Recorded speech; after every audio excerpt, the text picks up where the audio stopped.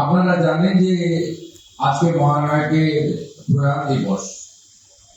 আমরা রাজ্য সরকারের পক্ষ থেকে যখন প্রাথমিক আলোচনা করেছিলাম তখন ঠিক করেছিলাম যে আজকের দিনটা আমরা স্মরণ করব। তার শেষকৃত্য যেখানে সম্পন্ন হয়েছে সেখানে অত্যন্ত দ্রুততার সঙ্গে বাড়ির লোকের অনুমতি নিয়ে একটি ভাইবানের মূর্তি প্রতিষ্ঠা করব এবং আজকে তাকে স্মরণ করব হৃদয় দিয়ে। আমরা তার অবদান কৃতজ্ঞতার সঙ্গে আমরা আজকে আলোচনা করব এবং আমরা প্রকৃতপক্ষে মহানায়কের আবির্ভাবের দিনটি খুব বড় করে উদযাপন করব, কারণ সেদিন তিনি আমাদের এই ধরাধামে আবির্ভূত হয়েছিলেন, তার জন্মদিবস। এবারে ৩রা সেপ্টেম্বর শতবর্ষ। ইতিমধ্যে অনেক সাংস্কৃতিক কর্মী আমার সঙ্গে নবান্নতে দেখা করেছেন।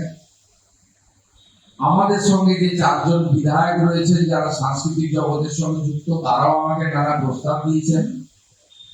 এর বাইরেও যারা মহানায়ককে ভালোবাসেন, এই বাংলার চলচ্চিত্র জগতের মৃত গৌরবকে ফিরিয়ে আনতে চান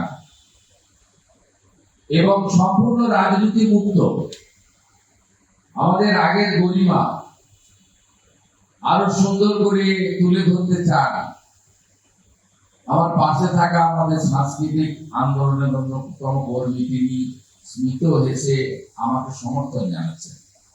আমরা অনেকটা পিছিয়ে গেছি, আমরা অনেকটা ভুল করে ফেলেছি। এই জায়গা থেকে আমাদেরকে বেরিয়ে আসতে হবে, এসে সুন্দর করে করতে হবে।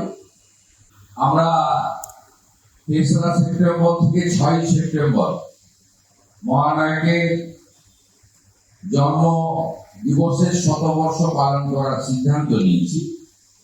তার প্রস্তুতি ইতিমধ্যে হবে এবং এই সময়কালে আমরা অনেকগুলি কাজ করব। তার মধ্যে মহানায়কের নামাঙ্কিত একটি ফিল্ম সেন্টার কলকাতাতে তৈরি করার সিদ্ধান্ত হয়েছে। আর কলকাতা পৌরসভা পরিচালিত উত্তম মঞ্চ, তাকে সংস্কার এবং আধুনিকীকরণের দায়িত্ব আমরা নিয়েছি। বাকি আমি নিজে পৌরোহিত্য করে লন্ডনে বা রবীন্দ্র সদনে একটি বড় মাপের প্রস্তুতি সভা করব, যেখানে মহানায়কের শতবর্ষ পালনের জন্য একটি প্রস্তুতি কমিটি হবে এবং সেই কমিটির পরামর্শ মেনে আমরা এগোবো। নিশ্চিতভাবে তার পরিবারের অনুমতি সব ক্ষেত্রে নিয়েই আমরা কাজ করব।